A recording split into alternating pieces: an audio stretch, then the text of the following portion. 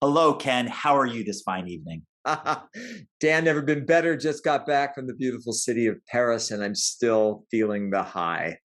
Awesome. Ken, enough is enough. What is this all about? Sounds like my mother and what she used to say to me when I really was annoying her back in the day. But I think what this is all about is, can we just be good with what we have? There's actually a theological term used in some circles called enoughness. And can we be in that space where we're not necessarily even designating how much we want to have, but what we do have is enough. And that might fluctuate and it might vary over time. It might mean that, some years we have more than we have other years. But if we can be in that space of enough is enough, and if we can be in that space of whatever is there is good, and actually be present to it and enjoy it, then we can make the most of it. And you and I were talking earlier about the trip that I just got back from, and it is such a temptation for me, and maybe for some of the folks who are listening or watching, such a temptation to step out of the moment and think about what you need to do next. Who's the next client going to be? What's the new project that you're working on? What calls do you have to make, especially if you're taking a break for a bit of time, if you've gotten away for vacation? What do you have to do when you get back? Put yourself in the future that doesn't exist instead of just really appreciating where you're at.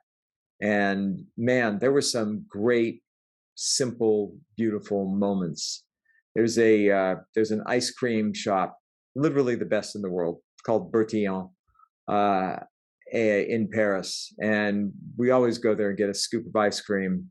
And their fruit flavors actually taste like a scoop of melon or a scoop of strawberries or whatever it happens to be.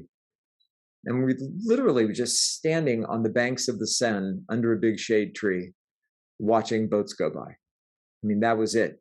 There was nothing extravagant about it. But in that moment, I brought myself back to that moment and just said, this is enough. This is perfect right now. Not that I'm willing it to happen, but if it were to all end at that moment, and I'm standing there with my husband enjoying this great ice cream cone, looking at the river under the shade of a tree, that was enough. And that's what this means to me. One of my coaching clients asked me this question a couple of days ago. They said, how much do you think I need to retire? And we started to kind of run through scenarios and numbers. And I'm not a financial planner, so I don't claim to be one. So don't take any of this as financial advice. But we were just doing a calculation based off of something called an annuity. And my understanding of annuity, it's like a guaranteed rate of return, right? So you give it to some investment bank or some bank, and they say, we'll give you, make up number 5% on your money. Now, they don't, usually they're interested in big numbers. We'll use $1 million as an example. So if you said, I have $1 million and you gave them $1 million for the annuity, they might say, we'll give you $50,000 a year, and your principal amount of $1 million is, they're going to use that to invest. And obviously they make more than the 5%. So that's how they make money, but they're guaranteeing you that. So we were kind of doing the math on that. And this person thought their number should be a lot higher. They're like, I probably need $10 million to be able to retire. And I said, well, let's use those simple example numbers. That means you need $500,000 a year to live off of, right? And so we were kind of going through the way they live now. And so that's really the topic of what it is. It's like, when is enough enough? And it's a double-edged sword, because on one hand, you want the desire for growth, right? And the desire for, I want like the best life possible. And I want, like, if I think of something, I want to be able to have it. I don't want to have to think about the price or the money. So of course, if you're capable, or if you have a business or an opportunity to earn and have $10 million in an annuity in that example, and you can make $500,000 a year, and off of 500,000, your life is incredible and amazing and is everything you want, then go for that. But I'd really challenge people for the other side of the sword, which is almost like not the minimalistic, that would be like that side of the spectrum, but more of what would be where enough is enough for you. Like, where could you have a life that you're satisfied, that you're happy with, right? But it doesn't have to be like extravagant in any way. And this is something that I'm constantly challenged with. And I even question myself. Like I'll be on my daily walk and I'll ask myself this question, like, because it always like your brain can't help. There's a term that Dr. Amen coined called ANTS, stands for automatic negative thoughts. And so it's the stress response, or it's the fear-based thinking where you think, what if that doesn't work out? Or what if like I lose that opportunity, or I lose this income source, or whatever. So I sometimes go down that path and I just analyze, and I've come up with something I call my worst case scenario file. And it ideally could be a file, or it could just be your brain processing the what ifs. Like, what if that happens? Like, go down that path and consider what you'll do. So just literally recently on one of my walks, I was considering that for myself. I'm like, what if I didn't make the kind of money I've historically made? What then? And my default answer was, someone's like, I have to figure it out. I have to find a way to keep earning the kind of money I've earned historically. And then I question, like, really, do I? Right? Like, could I be satisfied with less and that could be enough for me, where I'd go, no, my life is still really great. And then I thought about how I might scale, right? Like how I might adjust certain things that I have kind of become accustomed to.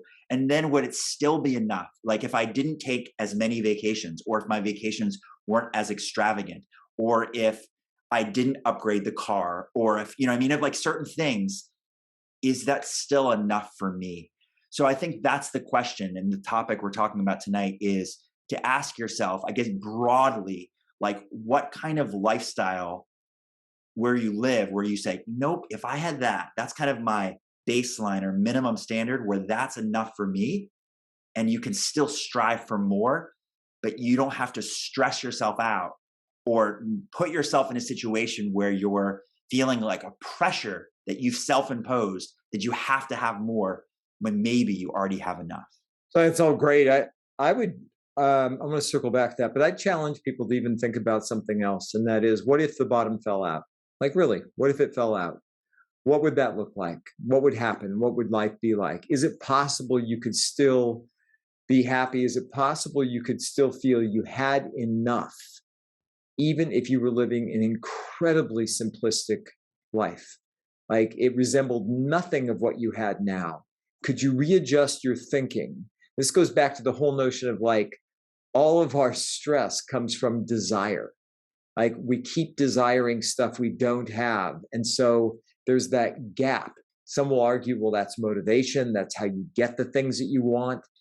And yet, if you look at the level of stress and sickness and disease, just reading something this evening about the cost of stress in very real terms, then what's it worth? But I think to your point, I'm reminded, Dan, in the retirement example, of a friend of ours who was just killing himself to get to this really high number. He lived in Los Angeles. He thought he'd have to retire there. Cost of living there is not inexpensive. And one day he just thought, what if I looked elsewhere? And he had traveled to Mexico quite a bit and enjoyed it down there, spoke a little bit of Spanish, went down to a town that he liked quite a bit just for fun, to look around, found a home there for pennies on the dollar compared to real estate in Los Angeles, found a great expat community that he could connect with immediately, took a look at the cost of living and realized he could have this extraordinary life, but just in a different place. That was the shift he made. And he made the move, and 2 years later, he's never been happier. He didn't have to work anymore because the LA plan involved him continuing to work for years and years to be able to fuel this lifestyle and to be able to fuel what he thought he needed to do with his friends in order to, stay in the circle he was in. He just gave that up. He shifted his mind and realized that enough for him was being able to enjoy a nice place to live with good people around you and good food and drink. And it turned out that was in Mexico and not in Los Angeles. So I think the question's a great one. And it's not just about the number. And it's not just about what's required, but it could also be about place. It could also be about location. Where do you have to be to make it happen?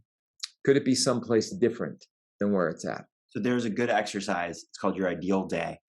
And I challenge myself on that a lot, that I'm not living my ideal day, but yet I have, I'll say, the freedom that I set up for my work life balance, right? The time I spend on work and the freedom I have to work kind of when I need to get what I need done, that I could be living my ideal day now. But I oftentimes still push off to the future something, just, I don't know why, but I challenge myself. I'm like, what would I do if I was already, we'll stick with this retirement example, if I was already retired, like there's no need to work at all. Now, what do you do with your time? And I think, well, I could be kind of living that life right now. Not that I'm so financially independent that I could be living it, but from the sense of that I have freedom of schedule, where I could schedule in the things that I would be doing as a retired person into the life or the daily, like my ideal day. I'd say, oh, we use golf as an example. If part of my ideal life would be playing golf, I could literally find a time within my day to play golf, like a lot, or, as often as it made sense.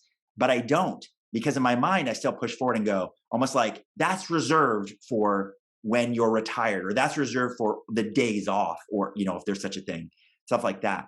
So that's a great question to ask yourself. What is your ideal day? So we'll stick with retirement. So in retirement, now there's like no obligations. There's no need to work to make money. You have financially what you need. What does this ideal day look like? How do you live this day out? Like, what do you do? My son asked me, and going back to what Ken just said about location, he said, where would you live? I don't remember how he phrased it. It was kind of like, where would you live in retirement or something like that. And I had seen in one of these online vlogs from a community called FIRE, and it's an acronym for Financially Independent Retire Early. And these people, this couple and their two kids, had retired by the time they turned 40. I think the person just turned 40, and they retired to Portugal. And my son, who's 14 years old, said, Portugal, like, why there? And I said, well, at least these people's experience was they ran an analysis of where their money would stretch and to live the type of life they wanted to live. And in this example, they wanted to be near the coast, and they also wanted to be in a city. And so in the place they lived, not a travel agent for Portugal, but they said, we were 15 minutes away from the coast, and we were in a nice city, and it had great healthcare and all these things they were saying, and the dollar stretched much further, et cetera, et cetera. So like Ken's example of Mexico versus LA, it's asking yourself, I think, like, what would be your ideal day? But then instead of having to stretch yourself to get to the point where you can live your ideal day in one place, maybe ask that question of, maybe I could live my ideal day if I just switch the location of where that is, because maybe I'm closer than I thought. And maybe that time to live that comes sooner than you having to wait for it. Man, there's a ton here to unpack. So I think the first thing that shows up is that notion of, why do we wait? Like, what are we putting this off for? And we've talked about this multiple times, but it's worth saying, because I can't imagine there isn't a human being who doesn't go through this. Like you said, no, that's reserved for retirement, or no, that's reserved for when I make an extra $50,000 a year, or no, that's reserved for when the kids are done with college and I don't have to help that anymore. Or, everything is future oriented. Everything is pushed off to a time that doesn't exist yet and that may never come. So, like, what are we waiting for? I think the second point is, there's something powerful in just taking a step. And if that is like, you know what, I want to play a round of golf once a week. I know that's what retired people do, twice a week, whatever the frequency is, but I have the time and I can do that. I can play a round of golf. I want to go to the museum once a week. I want to do that. I want to immerse myself in art. I want to get away from the noise of the day. And I just want to spend a couple of hours with beautiful art.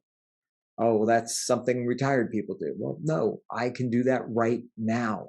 One little thing that you could do right now. And I'll take this back to the first example I gave, an ice cream cone on the banks of the river. It doesn't have to be in Paris. It could be, I'm going to go get an ice cream cone with my spouse and go for a walk in the park. And that's enough. That's perfect. That is just enough right there. It's not about, I'm going to get an ice cream cone with my spouse and go for a walk and fantasize about a future that we don't yet have and may never have, and then feel somehow less than because we don't have it. It's about saying what I have right now is absolutely enough. And can I take a step and do something that represents what that ideal is? It doesn't have to be all or nothing. And Dan, I think that's such a great point. Like, go play golf. Put yourself in that space and see what happens. See what else is drawn to you. This whole law of attraction piece, I think, starts to come into play then. It's like, wow, look at that. Dan's playing golf like a retired guy. He's probably got plenty of money. More money flows in, or something else happens that just frees you up for that. And so I think that that's wise counsel to people who are listening or watching. Is there one thing you could do that you think represents something that has to wait for the future? We'll do it now. Do it now and see what the result is. Tony Robbins teaches that the human's greatest fear is the fear that we're not good enough, right? And we started this by saying, when is enough? Really, so it's going to question yourself. When are you enough?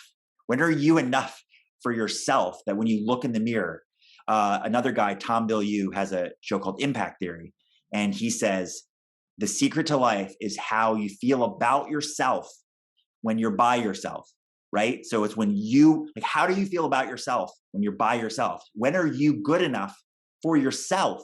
It goes back to this, always the thing of like, put your mask on first on the airplane, right? Before you can help someone else. So you have to be enough for yourself. You have to be good enough for yourself. And I get it. We are all tricked, even though we know the trick is set up for us by social media.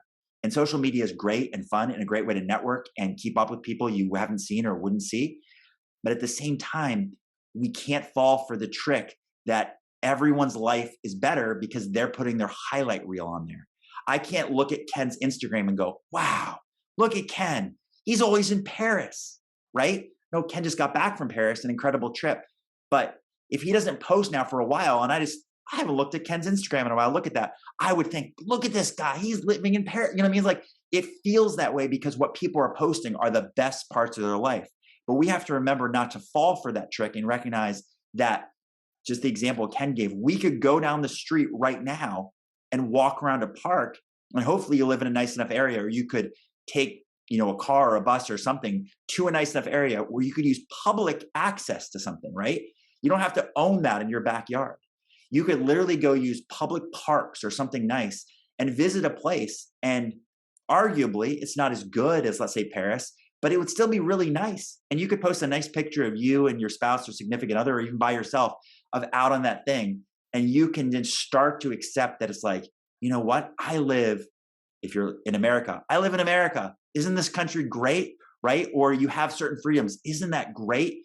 And hopefully you have some spare time. Hopefully you're not working 24 hours a day, 7 days a week. So enjoying these moments and realizing that probably what you already have is good enough. Probably the person you already are is good enough. And while you can strive to grow and improve and be better, but just start with accepting and being happy with who you are and the state of your life as it is today.